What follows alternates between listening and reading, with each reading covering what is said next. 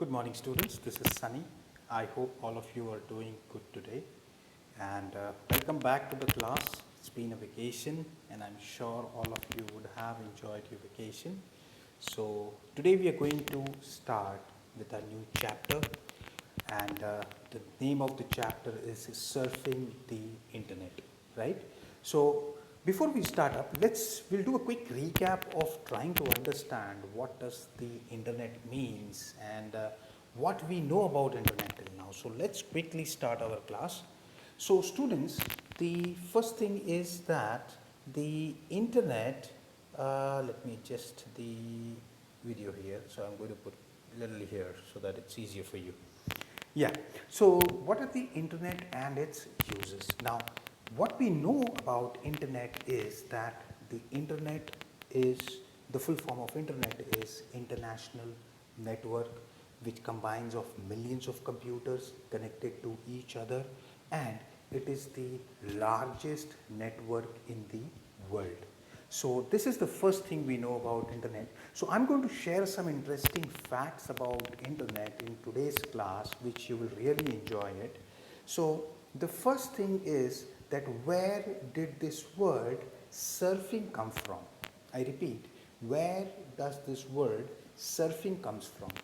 Now, the word surfing was first coined by a New York librarian, and her name was Jean Armour Polly. Her name was Jean Armour Polly, and she is also known as Net Mom. She is known as Net Mom, and she coined this word in the year 1992. Now, what I want you to do is to make a quick note, because this is not mentioned in your book. I will be giving you notes in between the chapter which will be outside from the book. I would encourage you to make a note of these things because these are very important. Now, important in the sense because you need to know these things, because even when you pass out from the school, when you appear for your competitive examinations, you will come across questions like this. So it's important for you to know all these things. So if you try to listen to the audio and memorize for some time, then there are chances you may forget. But if you make a note of it, by the time you're reading, you will be able to analyze and understand and remember this. So I'll give you the details once again. So we were talking about New York librarian. Her name was Jean Armour Polly, that's right. And she is also known as Net Mom, and the year was 1992. You can pause the video and you can make a note of this information. Now, we'll move to the next one and we'll see what are the uses of internet. What is internet used for? See, first and foremost, the basic use of internet is communication. As you know earlier, it is used for communication, for sharing and exchanging ideas. The second thing is we watch videos, right? The social media, the communication, we watch a lot of videos on internet, using internet. Big businesses use internet as the strategy, marketing strategy, where all those informations are displayed on your mobile phones, in your desktops, in your laptops. So this becomes the use of internet. Now, many universities offer online courses. You would have seen a lot of ads coming these days, especially during the lockdown time, where they were offering courses where you can sit at home and prepare for that particular topic or that particular subject, and then appear for the examination also. That also everything online, and also they were claiming that they have international tie-up with different big universities, global universities. Now, we also use internet to book tickets. We also use for marketing, online shopping. We use it for booking tickets, buying groceries. A lot of things we use internet for. So these are the few details about the internet. Now let's see what are the internet facts. There was few interesting facts which I came across. So I thought it would be good if I share it with you. Now the first and foremost is that 4 billion out of 7 billion people are already online. So for example, if there are 7 lakh people in a particular town, that means 4 lakh people are already online. So you can understand how big the population is. It is more than 50% of people who are already online. This number is significantly high, especially in South Asian countries and in India. So India, the number is quite high. So this is a global average they have taken it. So not considering only India as the option. So globally they have taken it, but in India, the penetration of internet is very high. Now, 5,000 domains are registered every hour. So can you imagine 5,000 internet websites are getting registered every hour. 85,000 plus websites are hacked every day. So in our next chapter, in our next class, when we move to class 7, we are going to learn about virus. We are going to learn about how dangerous they are. I'm sure you would know basics about virus. What is it? How much damage it can cause to your computer? What are the disadvantages of virus, and what are the losses, the economic or the financial losses which a virus can create? So we are going to learn that in our next class. So here you can understand that how dangerous the penetration of internet virus, especially virus, the penetration of virus on internet is. Now the fourth point is that 90.2% of internet uses instant messaging. So means 90% of the bandwidth of internet is only used for communication. That means, what does it mean? It means WhatsApp, email, Facebook, instant messenger, etc. So 90.2% is used only for exchanging, for communication, for exchanging information or instant messaging. Now the last important point, 69.5, that is 70% of the bandwidth is used to watch video. Now where do we watch video? We watch video in YouTube. There are a lot of other websites also. Even in social media you can see a lot of videos floating here and there. So 70% of the bandwidth is used to watch video. So these are some interesting facts about internet. We'll move to the next slide. Now we are going to talk about the history of internet. History of internet, the first thing which comes into the mind when we talk about history of internet, it is ARPANET. Now what is ARPANET? ARPANET stands for Advanced Research Project Agency Network. Now what is this? This is the evolution of internet. When we talk about evolution of internet, this is the first stage of the internet. So again I repeat, it is Advanced Research Project Agency Network. This was the first. When internet was not there, ARPANET was there. Now why ARPANET? What is ARPA? As you know, ARPA stands for Advanced Research Project Agency. It is the federal government agency which belongs to the federal government of the United States of America.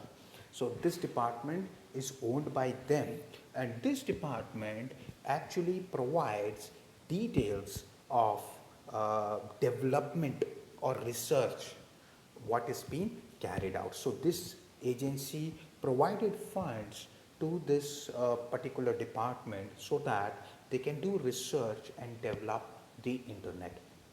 Now this was also proposed by the Department of Defense, which is USA, the US military, the US Army, and the abbreviation of Department of Defense is DOD. You can see it in your book, it would be mentioned there as DOD, Department of Defense. Now here, what happened was ARPA funded the project and said, when United States military wanted a system to communicate, they wanted a platform where they can communicate with their military establishments. For example, if there is a warship which is let's say somewhere in Atlantic Ocean, right, and it has to move towards Japan, the headquarters of US military, would you like to take a guess? The name of the US military headquarters is Pentagon, and it is located in DC, that is District of Columbia, popularly known as Washington DC. So Washington is also a state, so I am going to talk about DC, which is District of Columbia. Now here is the head office. They want to communicate. How will they communicate? Satellite phones were not reliable at that point of time, and the technology was not that advanced where satellite phones could have reached there and they could have communicate. So that is when ARPA carried the research was carried out to develop a system where the communication can take place, and laterly there was a platform built which was called as ARPANET. Earlier then they started connecting universities which were helping in scientific and defense researches. Scientific researches and defense researches, they were connecting those universities.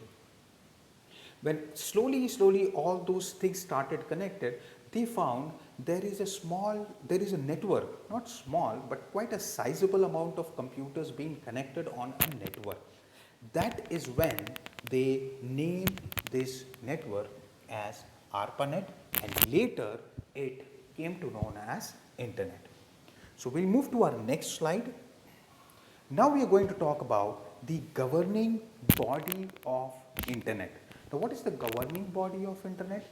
As you know, every state, every country, every organization is governed by certain rules, is governed by a certain group of members who ensures that that particular interest is achieved through the governance. Now similarly here, the governing body of the Internet, the first one comes here is the IAB, which is the Internet Architecture Board. Now this Internet Architecture Board is a committee of IETF, which is Internet Engineering Task Force, and the IRTF. Now what is IRTF? It is Internet Research Task Force. So there is an E and R there. E stands for engineering and R stands for research. Now this body is divided into two categories, IETF and IRTF. Now the IAB controls these two bodies. Now first we are going to talk about IETF. Let's see what is IETF. Before that, there is some information which I would like to share it with you.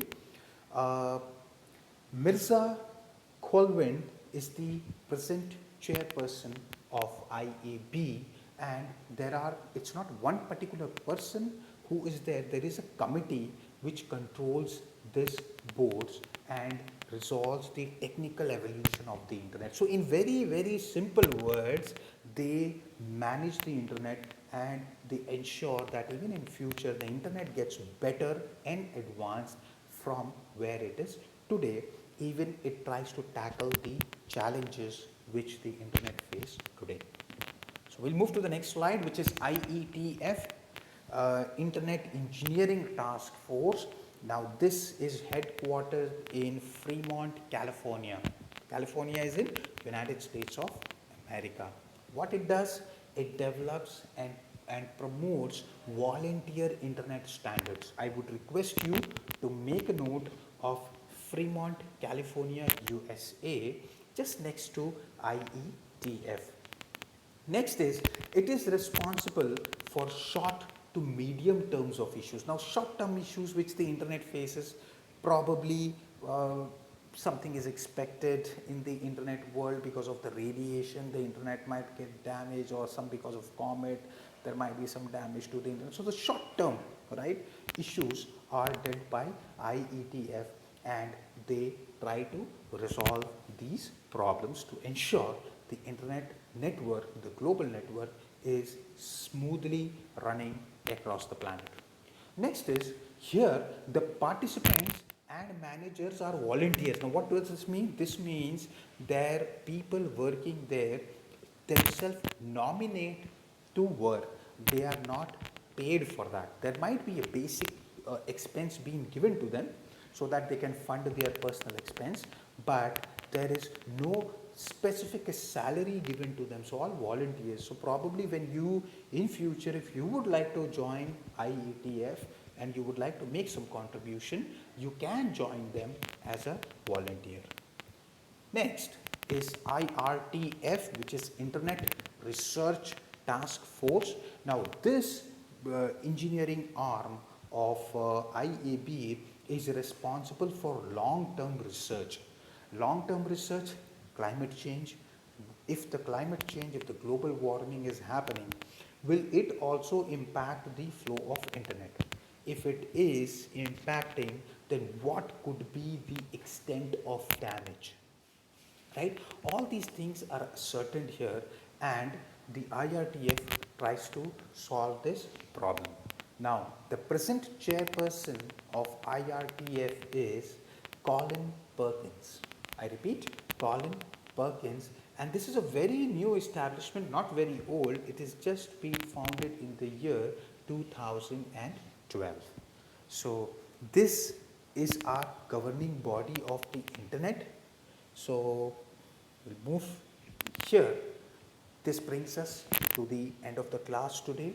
So students, what we are going to do is, the first and foremost we have to do is, by default, is to read the chapter every day, every topic which we are trying to learn the next day. If you have missed out, I would strongly recommend that you read the chapter. Student, please try to understand that if you don't read the chapter, you will not be able to understand what I am talking about, or what I am trying to teach, or what I am trying to explain to you. So it is very crucial, it is crucially very important for you to read the chapter.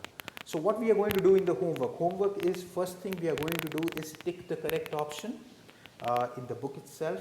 Number B, which is filling the blanks. In the computer notebook, we will do question number 1, which is define the term internet and give any 4 uses of internet. This is a long answer question, so try to elaborate the answer and write it in details. You can write a strong definition about internet, what you have learned today, and you can write any 4 uses of internet of your choice. You can, I would encourage you to answer this in your own words. So students, we are going to stop here. We are again going to meet the next day. If you have any questions, feel free to reach me through the comment sections. So thank you, and have a wonderful day. Stay safe, stay home.